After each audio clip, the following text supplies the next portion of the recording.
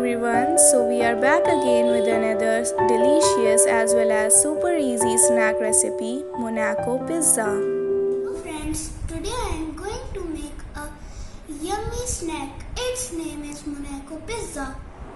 For this we need butter, grated cheese, slices of onion, MONACO biscuit and sauce. So let's start. First we apply butter on MONACO biscuit. So I have applied butter on all the biscuits.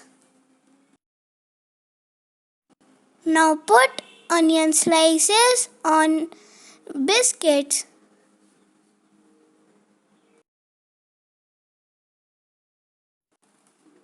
Next we sprinkle grated cheese on it.